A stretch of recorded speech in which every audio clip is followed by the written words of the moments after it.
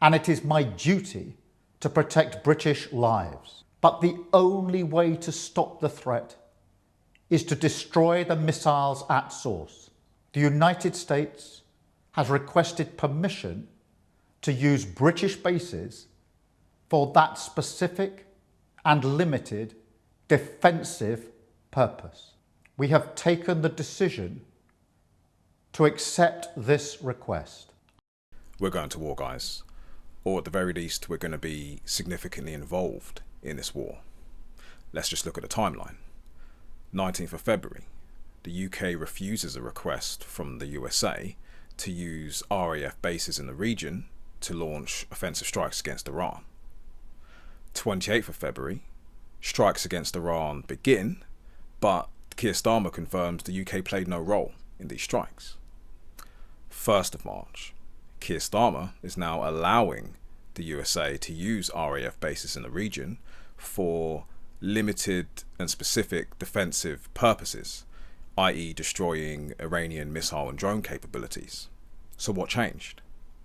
What are the constitutional and international parameters that make military action legal or illegal in the UK? Let's dive into it.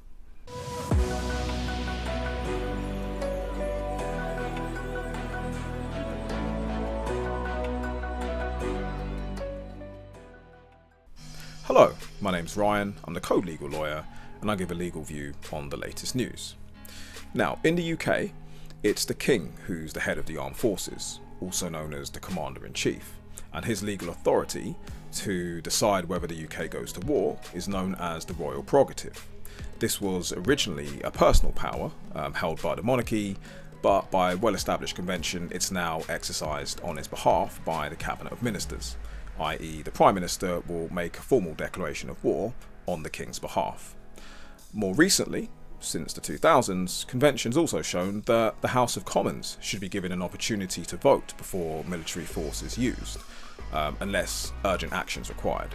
And this was demonstrated in 2003 before the Iraq War, when Parliament voted before military action was taken. Now, reviewing the key parts of the Prime Minister's statement on the 1st of March, we've got the decision not to be involved with the strikes was deliberate, but Iran is putting British people at huge risk. We have a duty to protect British lives. We have British jets in the air as part of a coordinated defensive operation, but the only way to stop the threat is to destroy the missiles at source. We've taken the decision to accept the USA's request to prevent Iran firing missiles across the region, killing innocent civilians, putting British lives at risk.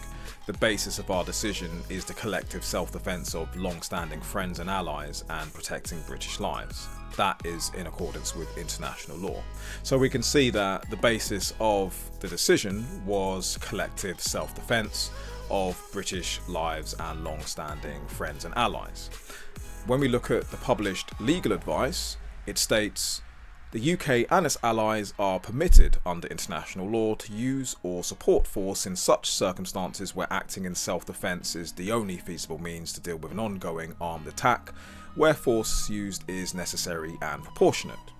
And the international law we're talking about is Article 51 of the United Nations Charter, which grants member states the right to collective self-defense if an armed attack occurs against a member of the United Nations.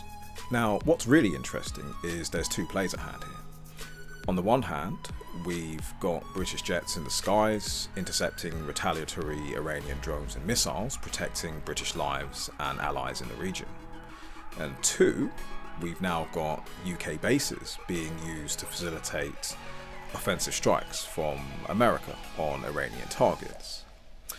The issue is one of semantics, however, because if, as Keir Starmer says, the only way to stop the threat is to stop the threat at source, then why are we so reluctant to join American jets in the skies and destroy these Iranian facilities? Well, I think the obvious answer is because the issue of legality under international law hasn't actually been clarified. If we turn back to the 22nd of June 2025, America launched missiles at Iranian nuclear facilities back then, and that wasn't certified to be legal action either. Legal analysts back then and legal analysts now generally agree that these and those strikes are currently unlawful. So if we're going to be partnering with the US in these strikes, the question is, do we actually believe they're lawful? Rather tellingly, in the conversation between Keir Starmer and Kemi Badenoch in the House of Commons on the 2nd of March, Keir Starmer alluded to the fact that had he just immediately taken part in the American strikes, it would have been reckless because it wasn't clarified whether the strikes were legal or not. So if it turns out that the strikes are unlawful, then is facilitating these strikes unlawful? Because there's no doubt that missiles are going to be launched from these British bases. There's going to be ground support, intelligence, infrastructure, logistics, all being used. So to state that we're only involved in a specific and limited defensive capability just seems like semantics. Ultimately, Keir Starmer seems to be trying to please everyone, but it seems like he's uncertain about the legality of the strikes and he doesn't want to upset the Americans. The problem with trying to please everyone, however, is that you end up pleasing no one. The Conservatives have said that he should have taken action sooner. The Greens say that he needs to distance himself from an illegal war. And Donald Trump states that he's very disappointed in him because he didn't allow the US to use UK bases sooner. Where this goes is anyone's guess, and depending on how this escalates, and we've already seen a strike on a base in Cyprus, we can easily foresee greater British involvement in this conflict, especially if British lives are lost. Anyways, what do you think? Do you think allowing the US to use UK bases is a way to circumvent potentially illegal action? Let me know your thoughts in the comments. Like, share, subscribe. Thanks for watching.